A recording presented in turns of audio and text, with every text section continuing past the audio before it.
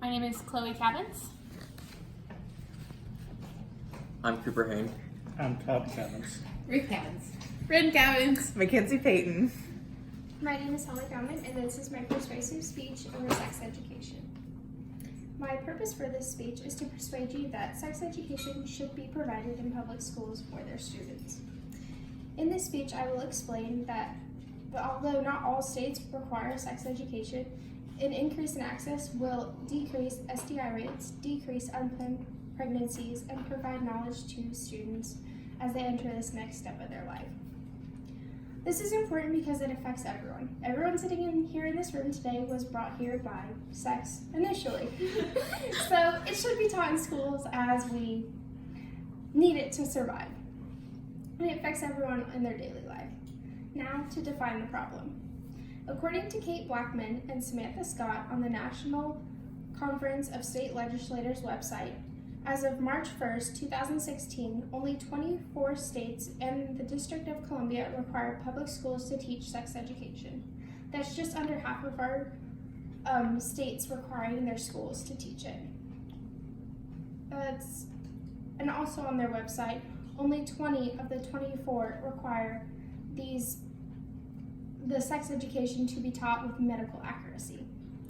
In a slightly more positive regard, the same website explains that 33 states and the District of Columbia require students to be taught instruction on HIV and AIDS.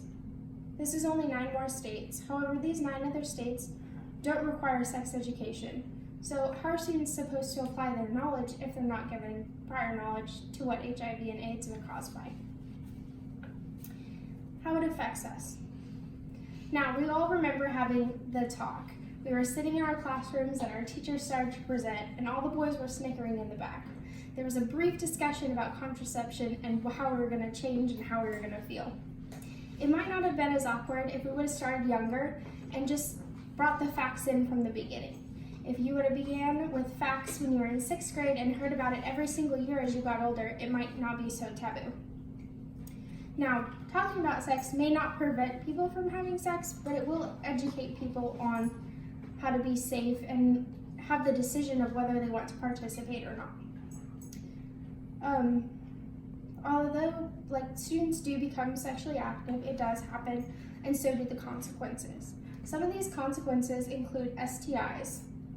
If students had information on how to prevent STIs, we might not have to spend so much money in the medical care for STIs.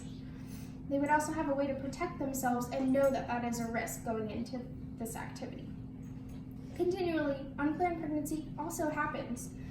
It could be prevented by providing people with the information of how to protect themselves from becoming pregnant, as this is a risk when engaging in sexual activity. Not only are STIs and unplanned pregnancy a risk, there's also the idea of a healthy relationship going into this activity. Students need to be provided with information on how to navigate this new experience. According to Grace Tatter, who quotes Sharon Lamb in an article, Sex Education That Goes Beyond Sex, if a young person is not in a healthy relationship, they can't negotiate sex in a meaningful way. Don't we owe it to our youth to protect their mind and their body and their hearts? Now, there is a solution. Our government could consult sex education experts and create a standardized curriculum.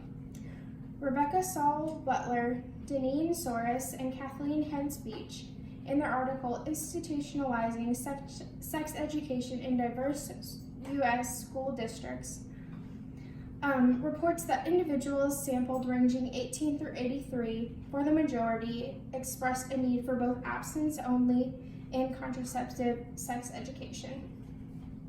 While both these methods are good and should be taught, there should also be an emphasis on consent, relationship skills, and sexuality inclusivity.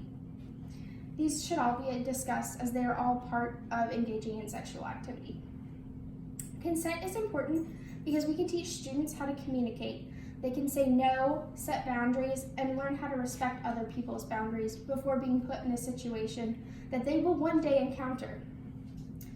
Relationship skills will also be an effective thing to include in sex education. It will teach students how to interact with their partners and maintain safety when engaging in sexual activity. Everybody needs to know how to navigate this new aspect of life. There should also be sexuality inclusivity.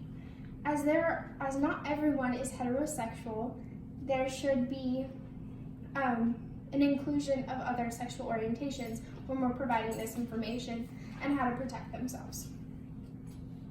Sex ed is relevant. It affects everyone. Whether people decide to refrain or participate in this act, there will always be a situation where this knowledge will be valuable. Overall, the government should require public schools to provide sex ed to its students. I hope I was able to persuade you. Thank you for listening to my speech.